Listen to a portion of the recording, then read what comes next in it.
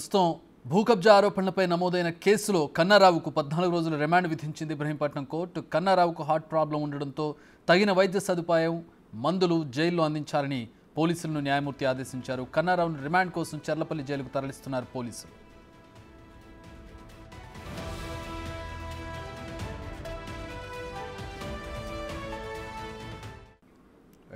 కన్నారావు రిమాండ్కు సంబంధించి పూర్తి వివరాలు మా ప్రతినిధి సురేష్ అడిగి తెలుసుకుందాం. సురేష్, కోర్టు ఎట్లాంటి ఆదేశాలు జారీ చేసింది? మన్నెగూడలోని ల్యాండ్ కబ్జా కేసులో కన్నారావుని ఈరోజు అరెస్ట్ చేసి కొద్దిసేపటి క్రితమే ఇబ్రహీంపట్నం న్యాయమూర్తి ముందు హాజరుపరచడం జరిగింది. ఆయనకు 14 రోజుల రిమాండ్ విధించారు. చెర్లపల్లి జైలుకి కూడా తరలిస్తున్నారు ప్రస్తుతం.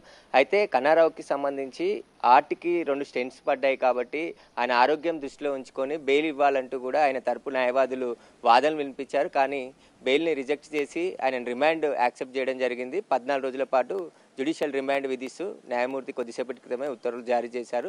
అయితే ఈ ల్యాండ్కు సంబంధించి కన్నారావు జక్కిడి సురేందర్ రెడ్డితో పాటు మరొక వ్యక్తితోని ఇద్దరు అక్కడికి వెళ్ళడం జరిగింది. శ్రీనివాసు జక్కిడి సురేందర్ రెడ్డికి మధ్య గత కొన్నేళ్లుగా ఈ ల్యాండ్ వివాదం నడుస్తుంది. అయితే జక్కిడి సురేందర్ రెడ్డి ఒక మధ్యవర్తి ద్వారా కన్నారావు దగ్గర వెళ్ళి ల్యాండ్ సమస్య ఉంది, దీన్ని పరిష్కరించాలంటూ చెప్పి ఆయనకు చెప్పడంతో 2.5 కోట్ల రూపాయలు కన్నారావుకి అందించి దీన్ని సెటిల్ చేయాలని చెప్పేసి కూడా కోరడంతోనే కన్నారావు ఆయన గ్యాంగ్ మొత్తం కూడా పోయిన నెల 3వ తేదీన మొత్తం బీభత్సం సృష్టించి జేసీబీ సహాయంతో అక్కడ కాంపౌండ్ వాల్ని అదేవిధంగా అక్కడున్న వర్కర్స్ పైన దాడి చేసి వారిని భయభ్రాంతులకు గురి చేసి అక్కడికి ఎలగొట్టడం జరిగింది. అయితే శ్రీనివాస్, ఆ ల్యాండ్ యజమాని శ్రీనివాస్ అయినటువంటి ఆదిబట్ల పోలీసులకు ఫిర్యాదు చేశారు. అక్కడ జరిగిన సంఘటనకు సంబంధించిన సీసీ ఫుటేజ్, వీడియోలు అన్నిటిని కూడా పోలీసులకి అందించడంతో ఈ కేసులో ఉన్న 26 మందిని గుర్తించడం జరిగింది. ఇప్పటివరకు 9 మందిని అరెస్ట్ చేసినట్టు సిఐ చెప్పడం జరిగింది, ఆదిబట్ల సిఐ. అయితే గతంలో కూడా కన్నారావుకి సంబంధించి కల్వకుంట్ల కన్నారావుపై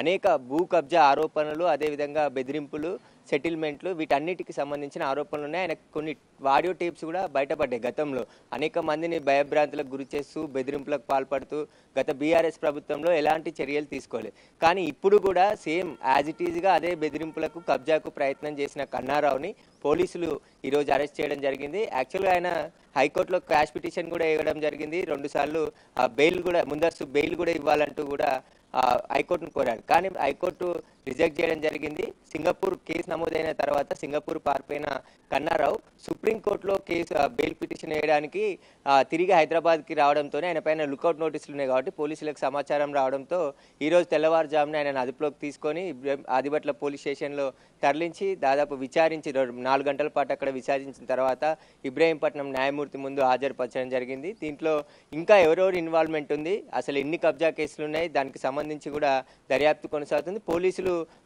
కన్నారావుని కస్టడీ కూడా కోరనుండే అవకాశం ఉంది. రేపు కస్టడీ పిటిషన్ వేసి కస్టడీలోకి తీసుకొని అసలు ఈ భూమికి సంబంధించిన వివాదం ఏంది, 2014 నుంచి కూడా వివాదం నడుస్తుంది. అసలు కన్నారావు ఇన్వాల్వ్మెంట్ ఎక్కడా లేకున్నప్పటికీ ఆయన నేరుగా తన భూమిని అగ్రిమెంట్ చేసుకున్నాను, నేను డెవలప్ చేస్తుంటాను, రియల్ ఎస్టేట్ వ్యాపారం చేస్తాను, అందుకే అక్కడికి వచ్చానని చెప్పేసి కూడా పోలీస్ స్టేషన్ నుండి కోర్టుకు వెళ్లే తరుణంలో మనం బిగ్ టీవీ మాట్లాడించే ప్రయత్నం చేసింది. అప్పుడు నాకే సంబంధం లేదు, నేను అగ్రిమెంట్ చేసుకున్నాను, నాపైనే నాన్ బెయిలబుల్ సెక్షన్స్ పెట్టిరు అని చెప్పేసి కూడా చెప్తున్నాడు. కానీ కన్నారావుకు సంబంధించి అనేక ఆరోపణలు ఉన్నాయి. ఆయన బెదిరింపులకు నేరుగా బోయిన్పల్లి ఏరియాలలో కూడా చాలా స్థలాలను కబ్జా చేసి అక్రమంగా అక్కడ ఇండ్లు కట్టుకొని ఉంటున్నట్టు కూడా గుర్తించడం జరిగింది. ఇంకా వేరే కేసులు ఏమున్నాయి, వీటికి సంబంధించి పూర్తి దర్యాప్తు కొనసాగుతూ కస్టడీకి తీసుకొని ఈ కేసుకు సంబంధించి పూర్తి వివరాలు కూడా రాబట్టే ప్రయత్నం ఆదిబట్ల పోలీసులు చేస్తున్నారు.